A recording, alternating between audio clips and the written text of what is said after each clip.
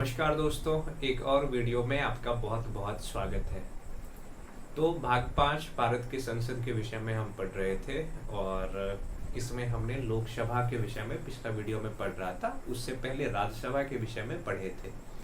संसद के दो महत्वपूर्ण सदन है, लोकसभा और राज्यसभा। हालांकि जो संसद का निर्माण होता है भारत में वो लोकसभा, राज्यसभा और भारत के राष्ट्रपति को मिला करके होता है। और विधि बनाने की प्रक्रिया में संसद का योगदान बहुत ही महत्वपूर्ण होता है। पिछले वीडियो में हमने लोकसभा के विषय में चर्चा किया था कि लोकसभा के बारे में हमारे संविधान क्या कहता है, लोकसभा के सदस्य का चुनाव किस तरीके से होता है और लोकसभा के सदस्य चुने जाने के लिए योग्यता क्या चाहिए। इन सब चीजों के विषय में हमने पिछले वीडियो में पढ़े हैं। आज के इस वीडियो में हम पढ़ेंगे लोकसभा की शक्तियां के बारे में कि लोकसभा का शक्ति क्या क्या है, लोकसभा का कार्य क्या सब होता है। इन सब चीज के विषय में आज की इस वीडियो में पढ़ेंगे। तो आइए समझते हैं लोकसभा की शक्तियां तथा कार्य। लोकसभा की शक्तियां तथा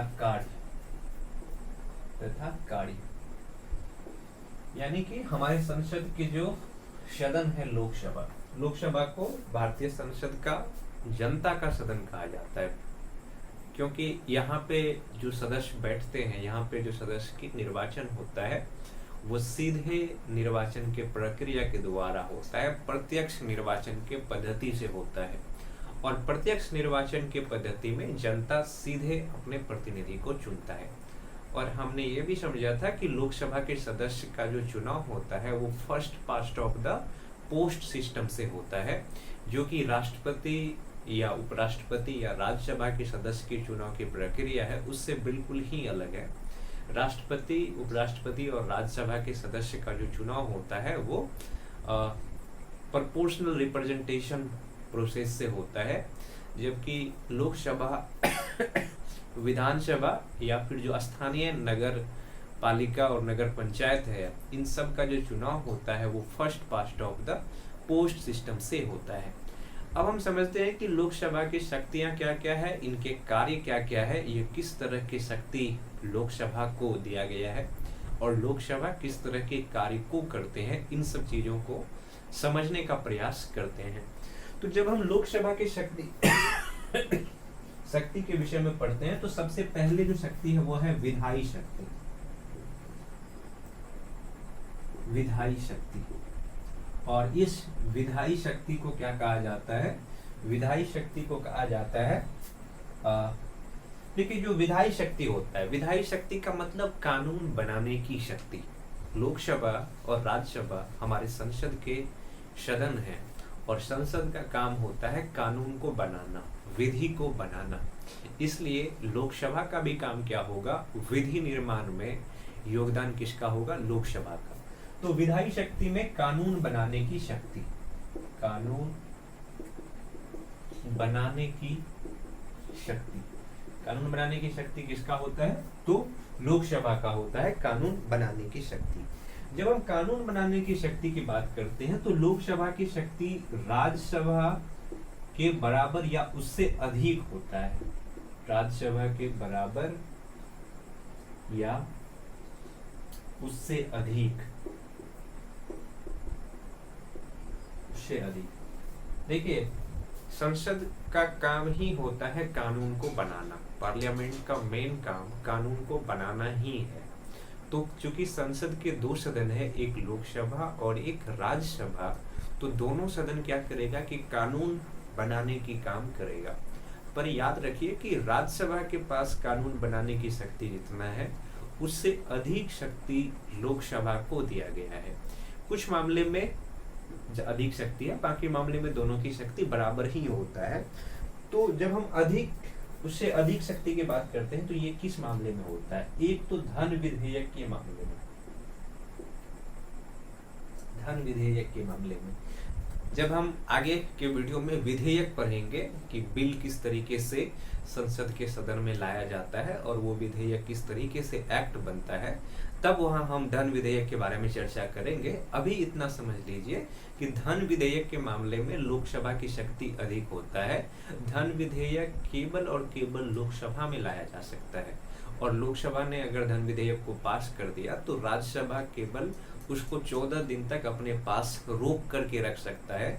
न तो धन विधेयक में राज्यसभा किसी तरह के संशोधन कर सकता है, और न ही उस विधेयक को राज्यसभा खारिज कर सकता है। मतलब धन विधेयक के मामले में जो शक्ति होता है वो केवल और केवल लोकसभा के पास होता है। राज्यसभा उसको कुछ समय के लिए केवल रोक सकता है। दूसरा, वित्तीय विधेयक। धन विधेयक और दूसरे तरह के जो विधेयक होता है जो पैसा से संबंधित होता है उसको कहते हैं वित्तीय विधेयक। वित्तीय विधेयक के मामले में भी शक्ति किसके पास अधिक होता है, तो लोकसभा के पास अधिक शक्ति होता है राज्यसभा के मामले में। तीसरा जो विधेयक होता है उसको कहते हैं संयुक्त। तीसरा जो शक्ति की बात करते हैं तो वह है संयुक्त बैठक, ज्वाइंट सीटिंग।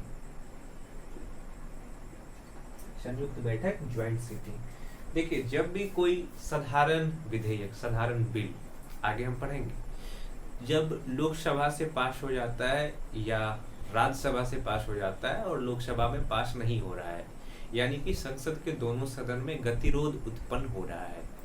मतलब कि संसद के एक सदन ने किसी सामान्य विधेयक को, साधारण विधेयक को पास कर दिया है, जबकि वो दूसरे सदन से पास नहीं हो रहा है, तो इस स्थिति में ज्वाइंट सीटिंग बुलाया जाता है, और ज्वाइंट सीटिंग की अध्यक्षता करता है लोकसभा के अध्यक्ष। क्योंकि जब ज्वाइंट सीटिंग पर वोटिंग होता है तो वोटिंग के समय लोकसभा के सदस्यों की संख्या अधिक है राज्यसभा के तुलना में, तो बहुमत किसका हो जाता है, लोकसभा का हो जाता है। जिसके कारण अगर कोई बिल को राज्यसभा पास नहीं करना चाहता है या पास करना चाहता है तो ज्वाइंट सीटिंग के मामले में अधिक शक्ति मिल जाती है किसको, लोकसभा को। तो ज्वाइंट सीटिंग के मामले में भी शक्ति किसको ज्यादा है, तो लोकसभा को शक्ति ज्यादा है। किसके तुलना में, तो राज्यसभा के तुलना में। आगे हम पढ़ेंगे ज्वाइंट सीटिंग की चर्चा। भारतीय संविधान का जो आर्टिकल 108 है, आर्टिकल 108 में ज्वाइंट सीटिंग की चर्चा किया गया है, संयुक्त बैठक की चर्चा किया गया है। किसमें, आर्टिकल 108 में। ये तो विधायी शक्ति हो गया, यानी कि लेजिस्लेचर पावर हो गया। अब देखते हैं सरकार पर किस तरह से नियंत्रण बनाए रखता है लोकसभा। लोकसभा की जो दूसरा सबसे महत्वपूर्ण कार्य कह लें या शक्ति कह लें, वो है सरकार पर नियंत्रण। सरकार पर नियंत्रण।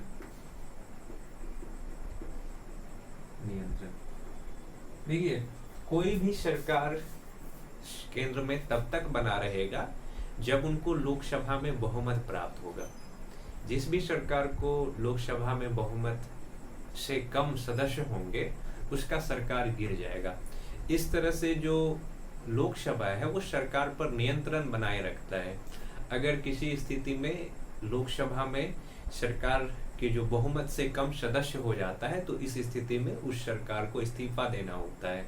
तो सरकार पर नियंत्रण रखने का काम कौन करता है, तो लोकसभा करता है। दूसरा, जब हम मंत्री परिषद के उत्तरदायित्व के विषय में पढ़ रहे थे तो हमने इस चीज को समझा था, जो मंत्री परिषद होता है, मंत्री परिषद सामूहिक रूप से लोकसभा के प्रति उत्तरदायी होता है। क्यों? क्योंकि सरकार की बहुमत कहाँ होता है, लोकसभा में। तो इस तरह से लोकसभा मंत्री परिषद को भी अपने कंट्रोल में रखता है। अगर किसी मंत्री ने कुछ गलत काम किया तो वो लोकसभा के प्रति जवाबदेह होता है। तो इस तरह से लोकसभा क्या करता है कि सरकार पर नियंत्रण बनाए रखता है।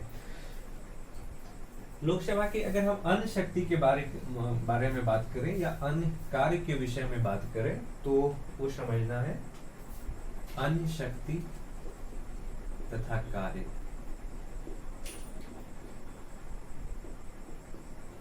लोकसभा के अन्य शक्ति तथा कार्य।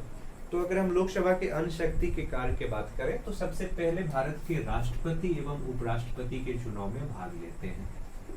भारत के राष्ट्रपति एवं उपराष्ट्रपति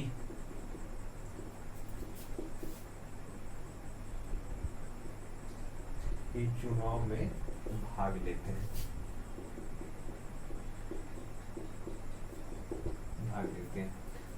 तो चूंकि भारत के राष्ट्रपति के निर्वाचक मंडल में लोकसभा के निर्वाचित सदस्य होते हैं और उपराष्ट्रपति के चुनाव में भी लोकसभा के सभी सदस्य भाग लेते हैं। हालांकि राज्यसभा के सदस्य भी भारत के उपराष्ट्रपति और राष्ट्रपति के चुनाव में भाग लेते हैं, पर अगर हम लोकसभा के अन्य शक्ति एवं कार्य के बारे में पढ़ें तो उनमें से ये महत्वपूर्ण है कि वो भारत के राष्ट्रपति के चुनाव में और उपराष्ट्रपति के चुनाव की प्रक्रिया में भाग लेने का काम कौन करते हैं, तो लोकसभा काम करते हैं। दूसरा, अगर हम देखें तो अन्य कार्य में, तो जब राष्ट्रपति एवं उपराष्ट्रपति के महाभियोग की प्रक्रिया में भाग लेते हैं, राष्ट्रपति एवं उपराष्ट्रपति के महाभियोग के प्रक्रिया में भाग लेते हैं कौन, लोकसभा के सदस्य। राष्ट्रपति जब भी संविधान के विरुद्ध काम करता है या फिर मंत्रिपरिषद की सलाह नहीं मानता है तो ऐसे स्थिति में राष्ट्रपति पर महाभियोग लाया जा सकता है। दूसरा, जब उपराष्ट्रपति अपने कार्य क्षेत्र से बाहर निकल के कोई काम करता है या कोई असंवैधानिक काम करता है तो उपराष्ट्रपति पर भी क्या किया जा सकता है कि महाभियोग लाया जा सकता है।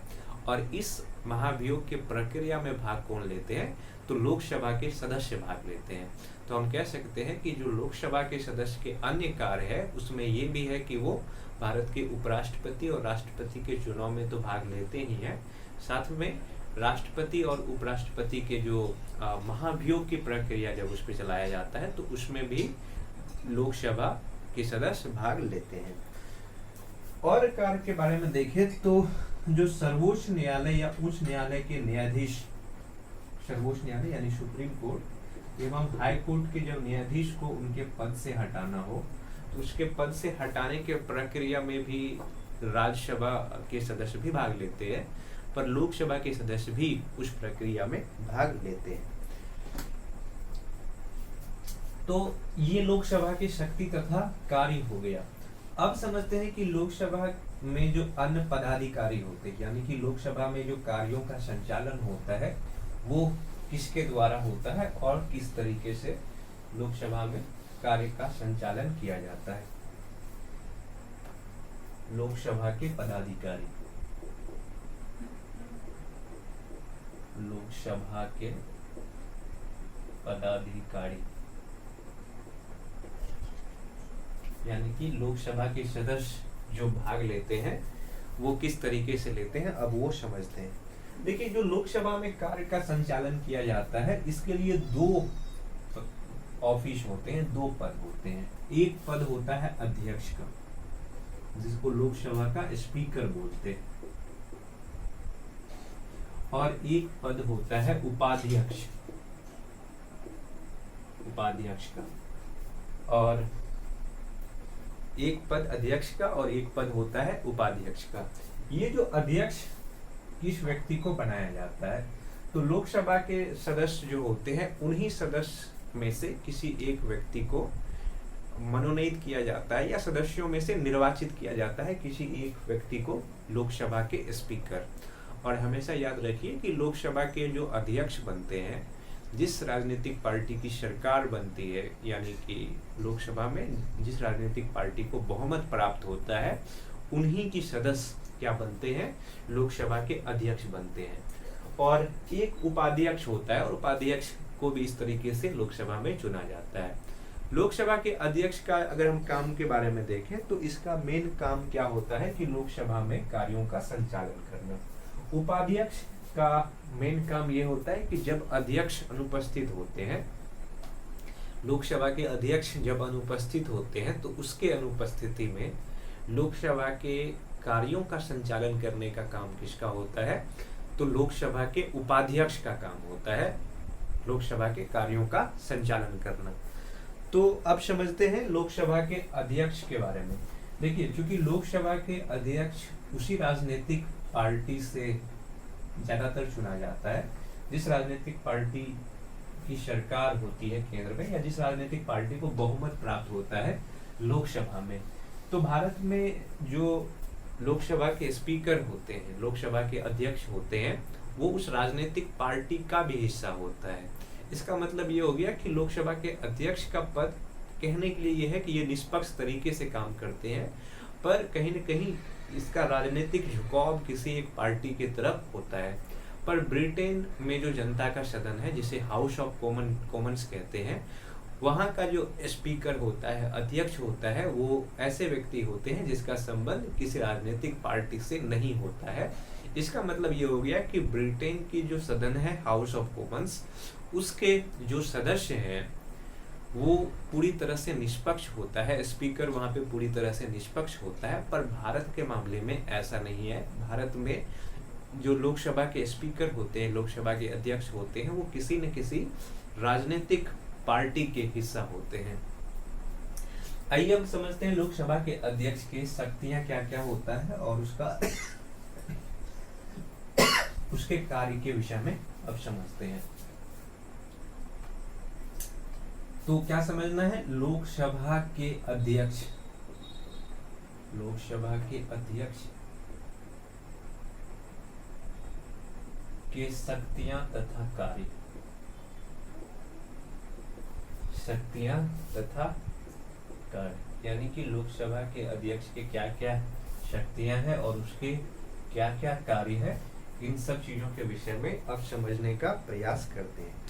तो लोकसभा के अध्यक्ष का जो पहला कार्य है, इसका क्या है कि लोकसभा के सदन, लोकसभा के सदन की बैठक का अध्यक्षता करता है,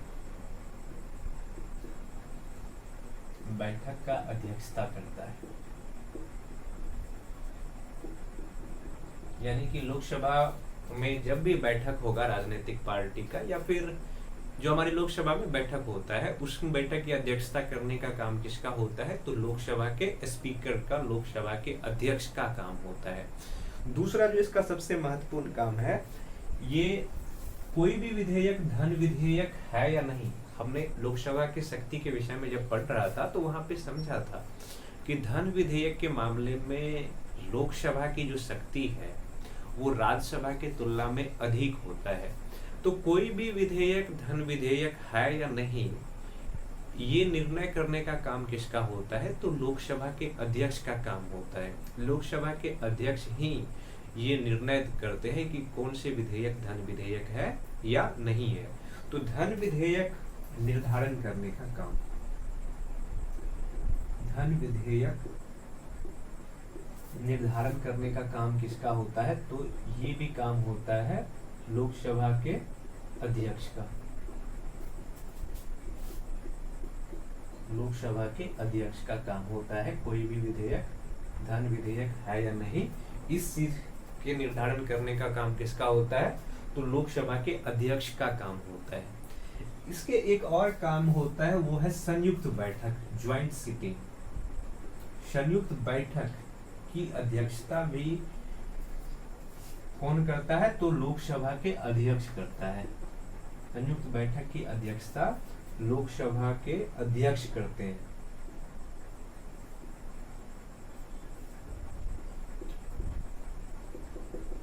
लोकसभा के अध्यक्ष करते हैं।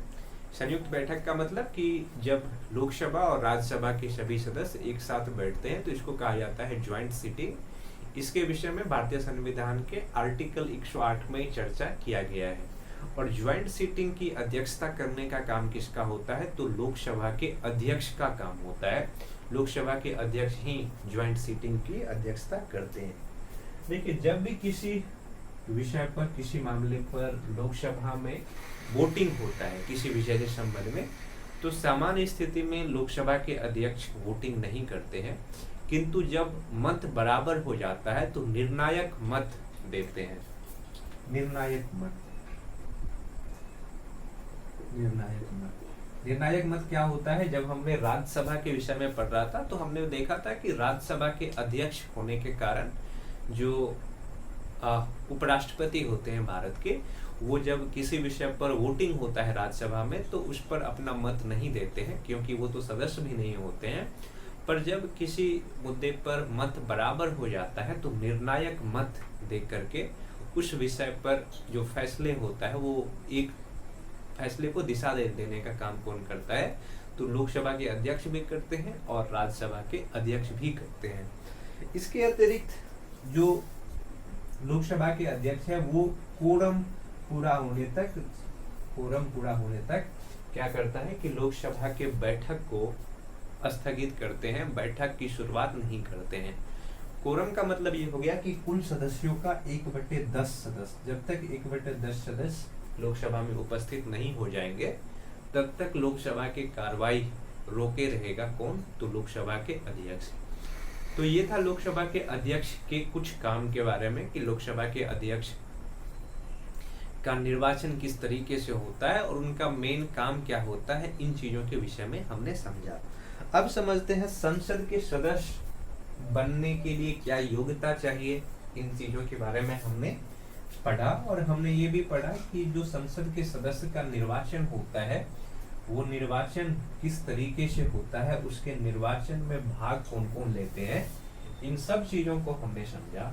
अब समझते हैं कि वो क्या क्या स्थिति है जब लोकसभा के सदस्य या राज्यसभा के सदस्य की जो सदस्यता है संसद के सदन की उसको रद्द किया जा सकता है या उसको सदन के कार्रवाई से उसको निष्कासित किया जाता है। तो अब समझते हैं कि संसद की सदस्यता का समाप्ति यानी कि वो क्या क्या स्थिति है जब किसी राजनीतिक मतलब किसी भी संसद सदस्य के जो सदस्यता है उनको समाप्त किया जा सकता है। तो सबसे पहला स्थिति तो ये है कि अगर कोई व्यक्ति लोकसभा के सदस्य हैं या राज्यसभा के सदस्य हैं तो वो लोकसभा के अध्यक्ष को, या राज्यसभा के सदस्य है तो राज्यसभा के सभापति यानी कि भारत के उपराष्ट्रपति को त्याग पत्र दे करके उस सदन की सदस्यता से मुक्त हो सकता है। यानी कि पहला तरीका ये है कि त्याग पत्र दे दे। और त्याग पत्र किसको देगा, तो लोकसभा में देगा, लोकसभा के अध्यक्ष को, और राज्यसभा में राज्यसभा के सभापति, राज्यसभा के सभापति यानी कि भारत के उपराष्ट्रपति को क्या करेगा कि अपना त्याग पत्र देकर के संसद के सदस्य से वो मुक्त हो सकते हैं। दूसरा, संविधान में कई ऐसे आधार बताए गए हैं जिस आधार पर किसी भी व्यक्ति को संसद के सदस्य की जो उनकी सदस्यता है उससे वंचित किया जा सकता है। संविधान में निर्धारित प्रक्रिया के आधार पर, प्रक्रिया के द्वारा, संविधान में कुछ ऐसे प्रक्रिया बताया गया है जिस प्रक्रिया के द्वारा किसी व्यक्ति को संसद के सदस्य या संसद के सदस्यता से वंचित किया जा सकता है किसी व्यक्ति को। जो तीसरा आधार है उसमें यह कहा गया है कि अगर कोई भी संसद के सदस्य लगातार 60 दिनों तक संसद के कार्यवाही से बिना बताए अनुपस्थित रहता है, संसद के कार्यवाही से 60 दिनों तक संसद के कार्यवाही से बिना बताए अगर अनुपस्थित रहता है तो उस सदन के अध्यक्ष या अगर राज्यसभा के सदस्य है तो सभापति उस व्यक्ति को उस सदन की सदस्यता से बर्खास्त कर सकता है, उनके सदस्यता से उसको स्थगित कर सकता है। पर ऐसा करेगा या नहीं करेगा ये किस पे डिपेंड करता है, किस पे निर्भर करता है, तो उस सदन के अध्यक्ष या फिर सभापति पर निर्भर करता है। संसद की सदस्यता रद्द करने के कुछ और तरीके हैं, जैसे कि अगर किसी सदस्य का चुनाव हुआ है और उसके जो चुनाव की प्रक्रिया है वो प्रक्रिया सही नहीं है तो न्यायालय में चुनौती दे करके उस व्यक्ति की सदस्यता को रद्द कराया जा सकता है, उस व्यक्ति की सदस्यता रद्द कर सकता है न्यायालय अपने फैसले के द्वारा। दूसरा कि अगर कोई व्यक्ति भारत के राष्ट्रपति के रूप में निर्वाचित हो जाते हैं या राज्यपाल के रूप में निर्वाचित हो जाते हैं, तो ऐसे स्थिति में भी उस व्यक्ति की सदस्यता रद्द मानी जाती है। जिस सदन के भी वो सदस्य होते हैं उसकी सदस्यता वहाँ से समाप्त हो जाती है। और अगर कोई सदस्य संसद के सदन में सही आचरण नहीं करता है तो इस आधार पर भी लोकसभा के अध्यक्ष या उपाध्यक्ष उनको उनकी सदस्यता से मुक्त कर सकता है, उनकी सदस्यता रद्द कर सकता है। तो इस वीडियो में हमने क्या समझा कि लोकसभा के अध्यक्ष की शक्ति क्या क्या होता है और उनका कार्यकाल, उनका क्या क्या काम होता है। दूसरा ये समझा कि लोकसभा या राज्यसभा के जो सदस्य हैं उनकी सदस्यता किस तरीके से समाप्त होता है। इसके साथ साथ हमने लोकसभा के कार्यों के विषय में भी जाना। आगे का जो हमारा वीडियो होगा उसमें हम समझेंगे किस चीज के विषय में, उसमें समझेंगे कि संसद के सदन के नेता कौन होते हैं और संसद के सदन के नेता का काम क्या क्या होता है। तो इस वीडियो में इतना ही। बहुत बहुत धन्यवाद।